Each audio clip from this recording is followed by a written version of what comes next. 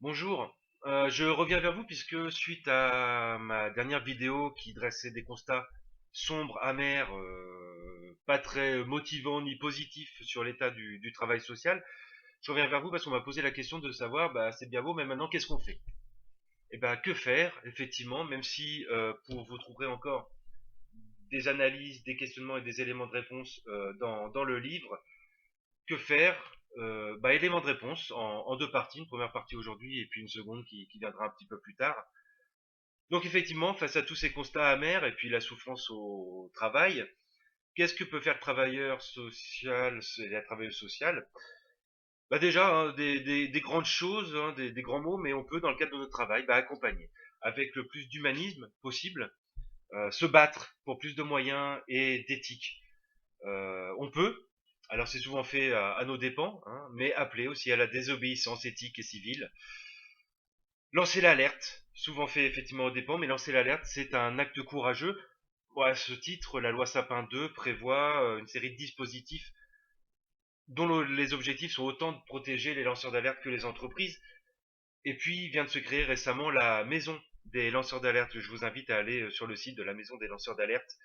Et il y a eu un salon du livre aussi des lanceurs d'alerte récemment.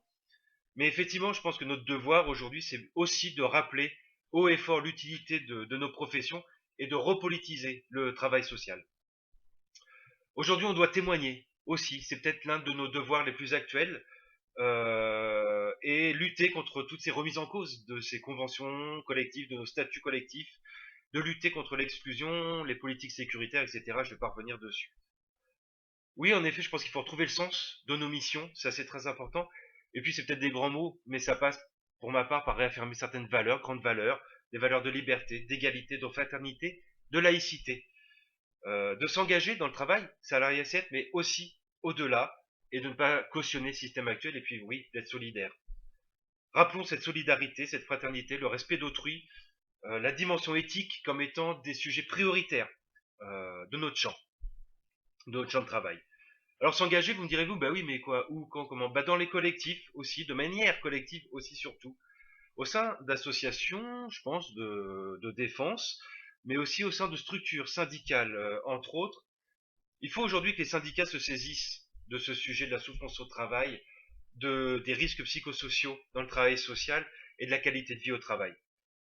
Alors à côté des collectifs, bah oui, il faut aussi pouvoir, si on le souhaite, s'engager dans les collectifs de lutte qui existent. Je ne vais pas tous les citer ici, mais ces collectifs différents apportent justement richesse et nouveauté, je trouve, au mouvement syndical, aux collectifs de lutte, dans leur manière de fonctionner, dans leur manière de regrouper les salariés, sans pour autant suppléer l'action syndicale. Et puis, c'est Marie Peset qui le dit sur son blog, que surmonter sa peur commence par savoir quoi dire collectivement, et donc par les échanges sur le travail avec les collègues, le collectif, l'équipe. Connaître ses droits, c'est important parce que faute de les connaître, eh bien effectivement on s'isole et on est en souffrance. Voilà, je vais terminer pour dire que c'est l'affaire de tous et de toutes d'être attentif à l'autre, de ce qui peut lui arriver parce que ça peut nous arriver, et qu'au lieu justement d'un repli sur soi, comme le dit Marie Peset, il faut défendre l'autre par principe. Enfin, dernière chose, que faire? Le 11 décembre, à Lille, il y a une grande manifestation nationale du travail social à lutte, et je pense que c'est aussi ici qu'il faut être en ce moment. Voilà, merci et à la prochaine.